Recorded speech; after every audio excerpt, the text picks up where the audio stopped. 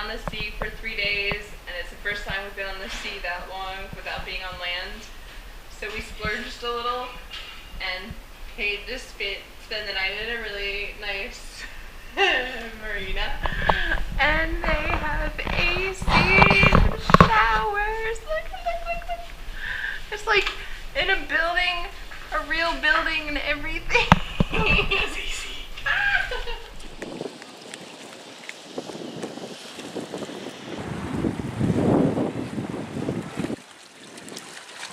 It's nice and calm now, but when we came in, this is the Venice Inlet. It was super rocky out, really hard entrance into here. All the little speedboats that can kick it don't seem to have a problem, but our big boat with its max of whopping 6 knots had a bit of trouble getting into this inlet. I don't think it'd be so bad now that it's nice and calm, but when there were 3-foot swells out there, totally calm in here, it was another story. The marina that we were staying at provided complimentary bicycles, which was perfect for us because it's one of the physical activities that bothers Scott the least, due to the low impact. And downtown Venice wasn't far, so we were able to enjoy everything this beautiful town had to offer. As we were traveling along, we stopped at the beach to find Venice was having its 90th birthday. Of course, we stopped in to join in the celebration.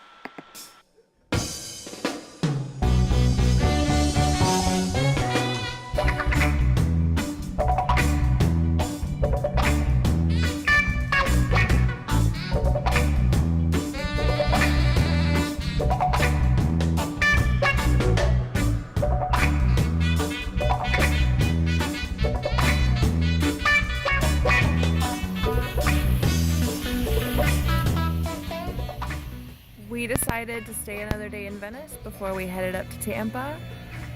We just kind of really want to take our time and enjoy all the different stops that we're making, and this place is so pretty. So we'll leave out first thing tomorrow morning and head to Tampa Bay. This morning we got up at 4:30 thinking we were gonna leave, and we were like, no, we're not really feeling it, we want to stay. So we rode our bikes and got coffee and came to the beach, and we're just trying to do the relaxing part of sailing.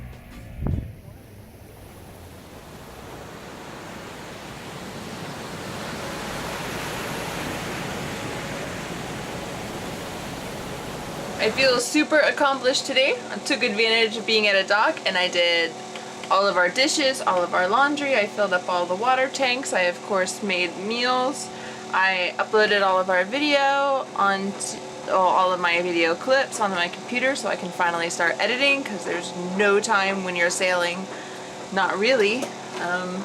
Oh, we provisioned. We rode our bikes up and grocery shopped. Scott checked out a little bit of the motor to try to see if we couldn't find the little impeller pieces, because our impeller broke while we were out at sea and we had to fix that. Yeah, I think that's all we did. It's a lot though. That's a whole day worth of work. And it's stuff we can't do when we're underway, so. Look at the adorable little ducklings. Sailing schools are so cute. So we were supposed to leave out of this marina right now, but as you can see, there's kind of a giant storm approaching, so I guess we're gonna sit tight. I don't really want to take off in that.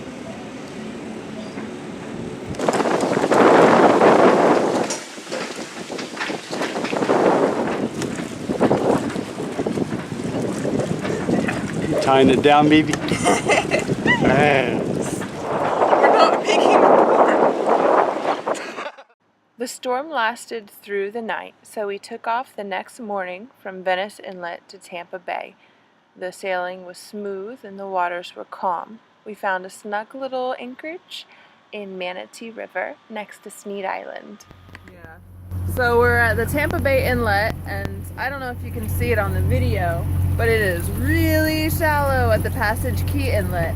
And my Garmin was telling me I was in like 17, my navionics was telling me I was in 2, and my own personal little depth meter was telling me I was in 7. So nothing, fit of water, nothing was matching up. So we're just gonna go over into the Tampa Inlet, which is just like 1 over, but that was confusing. When we finally reached our anchorage, we saw an old boat that the locals had said had been there for at least 30 years, and the anchor was still holding.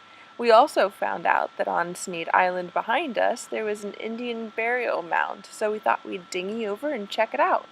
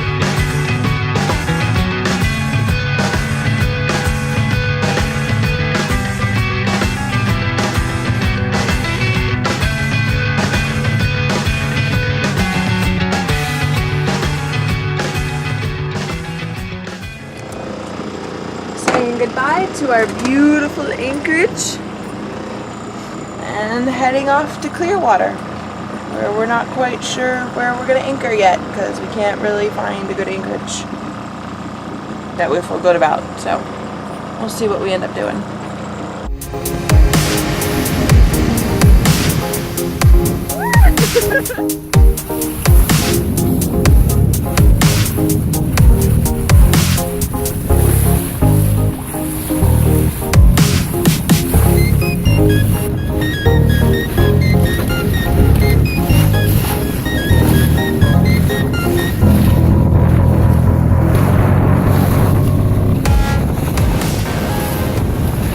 We are on our first crossing. We're going from Tampa Bay to, where the hell are we going?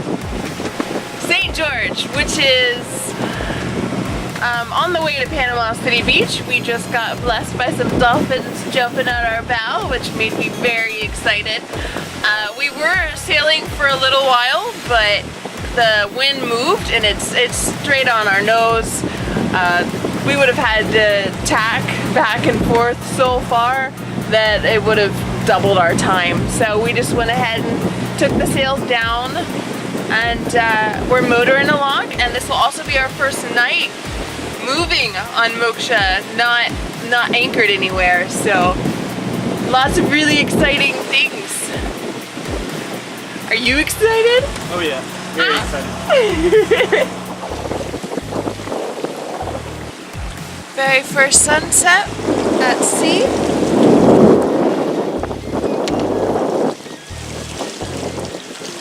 And no land in sight. It's 2 a.m.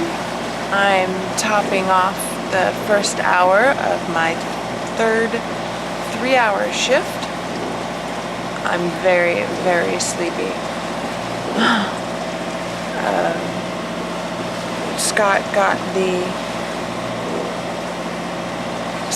the auto helm working while I was asleep on my last shift, so I don't know, it's kind of made it kind of harder because I have less that I have to do, making me sleepier.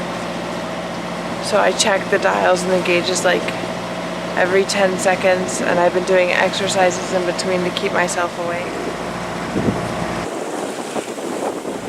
It's the wildest thing.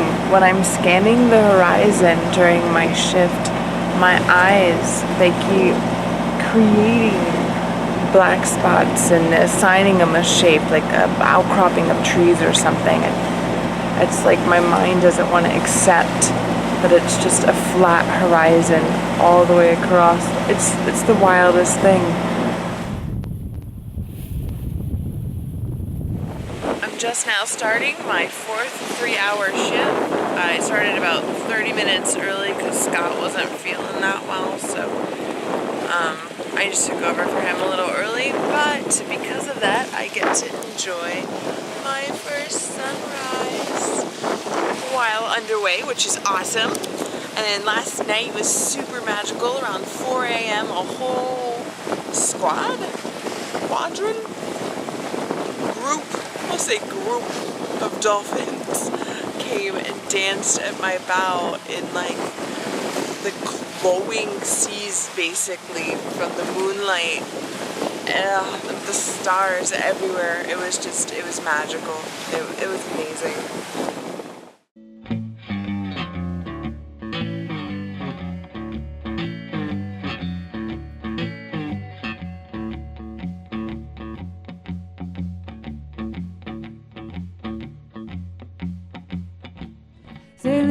Sailing her, there was Land ho! We are about 12 nautical miles out from St. George Island, where we're gonna anchor for the night. We weren't able to make it before the sun started setting, so we're gonna have to anchor in the dark, which we've never done before, so yet another first, yay! Hopefully all goes well. My dad's on land and he's been sending me text updates of the weather on top of me looking up updates, and during the crossing you lose all cell service. But the very first thing to come through is text messages, so I have my weather alerts through him first, which is awesome.